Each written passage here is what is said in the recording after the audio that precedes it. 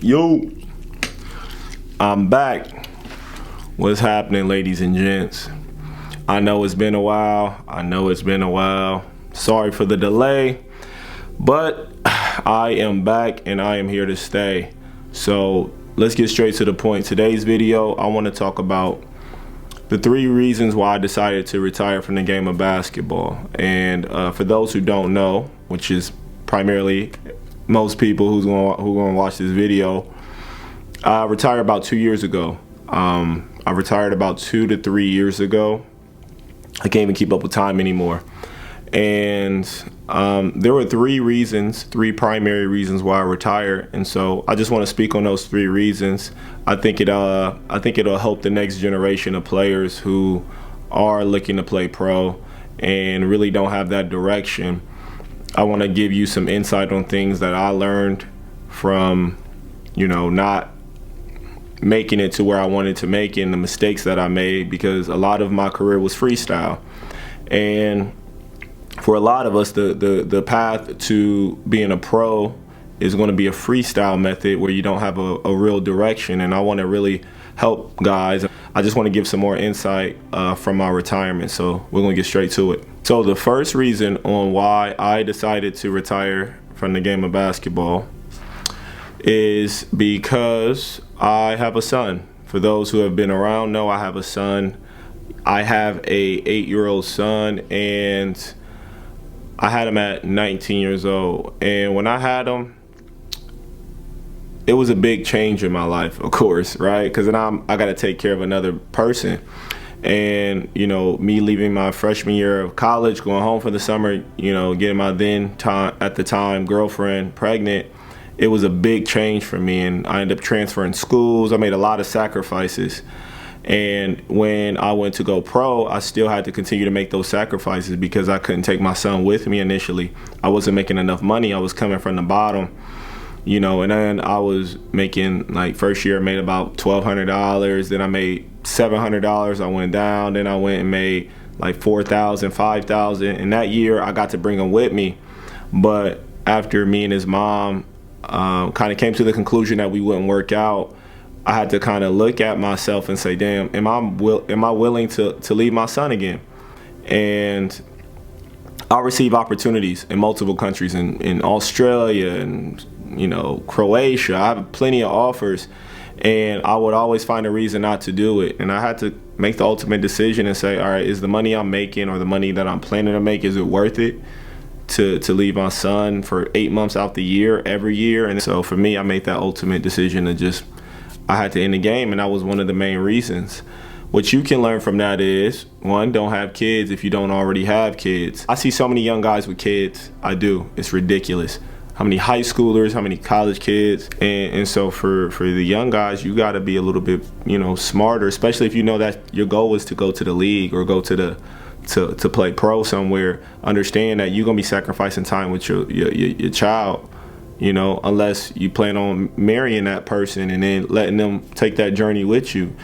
But, just make sure you're doing it the right way, which is make sure you have a little bit of age, you have a little bit of direction. It's hard to have children with no money. And when you're 19, 20, you ain't got no money.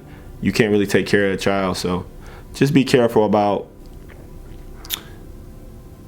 on how you handle yourself in the bedroom. Let's say that.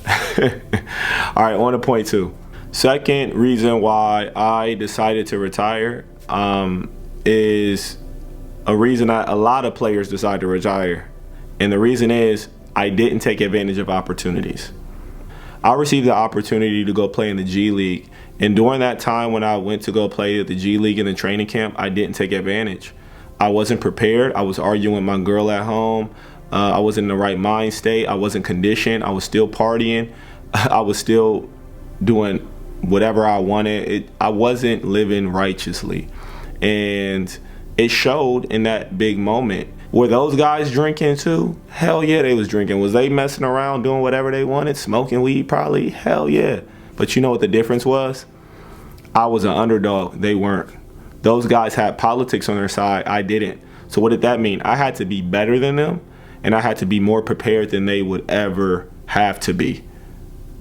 in that opportunity because I had no connections, I had no agent, I had nothing in my favor, and I didn't take advantage of it because I wasn't prepared. I was preparing like them when I should have prepared better than them.